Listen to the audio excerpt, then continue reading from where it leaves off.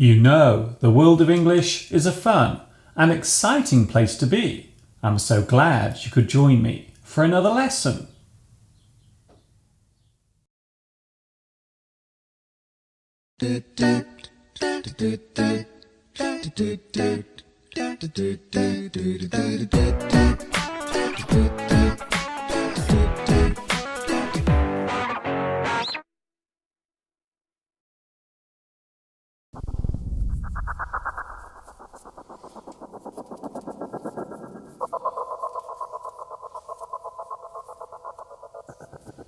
Hi everybody, this is Mr. Duncan in England.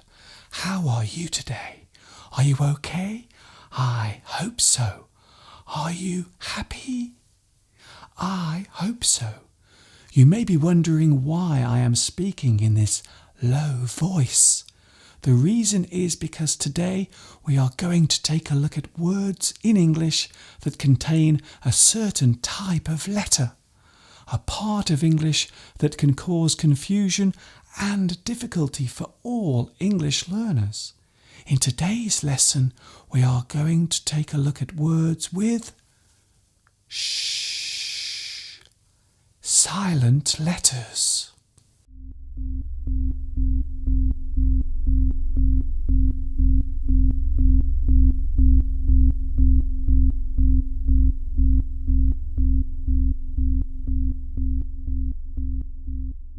A silent letter is part of a word that is written but not spoken. Silent letters can sometimes join with other letters to form part of a word. Silent letters exist in many English words, and because of this, they often cause confusion and sometimes embarrassment when they are accidentally spoken. The reason why silent letters are used in English relates to another lesson of mine. During the formation or evolution of English, many foreign words were assimilated or absorbed into the language. Latin, French and Germanic words were readily added to early English, as was the spelling. The pronunciation of some of these words were simplified, while others were completely changed. This is why in modern English you will see many silent letters placed in common words. Another reason for the use of silent letters is to avoid confusion between words with similar sounds and spelling. For example, plum and plum, whole and whole. Another important thing to remember is that many silent letters have no reason for being there. They have simply evolved into being spelled that way. Also, there are many words in English which use silent letters that make the same sound as other letters. A good example being through and through. They make the same sound, but as you can see, the spelling is very different.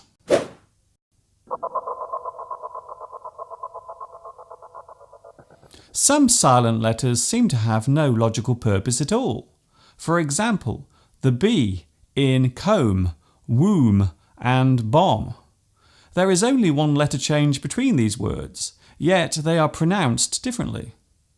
Other words containing silent letters such as campaign, silhouette, rhythm and bureau are taken directly from other languages.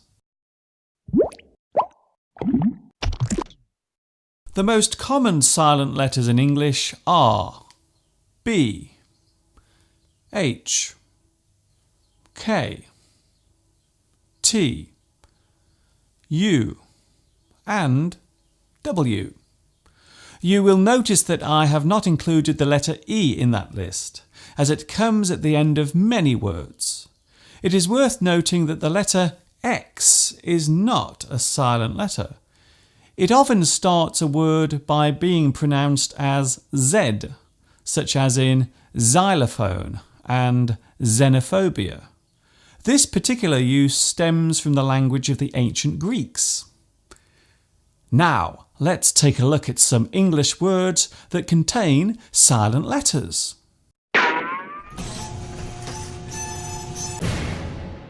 crumb, climb, thumb, lamb, doubt, limb, plumber, bomb. Why, when, which, what, whether, ghost, white, while, honest. Not, knitting, no, knee, knock, night, knuckle, knickers.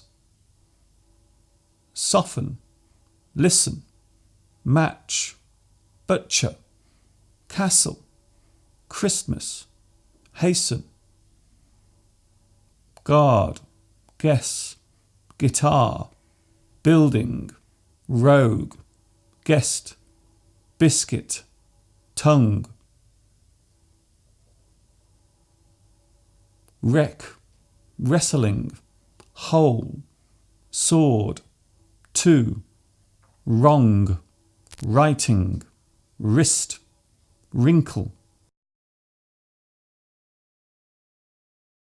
There is a temptation for some people to overpronounce words using the silent H. For example, instead of saying when, a person might say when. Instead of what, they might say what. And instead of whip, they might say whip. There is actually no need to pronounce the H so strongly. Just let the sound leave your lips naturally. When, what, whip.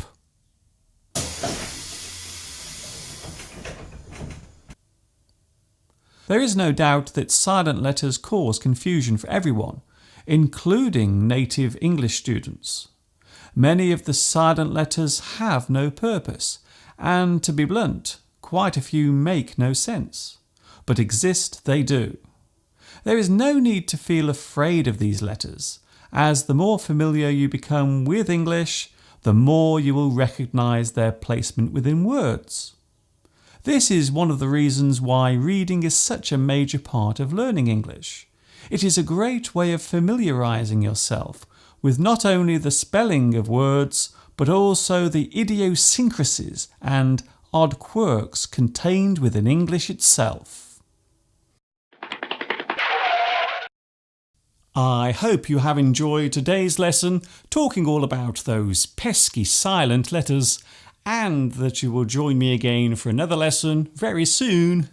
This is Mr. Duncan in England saying thank you for watching me teaching you. And of course, ta-ta for now.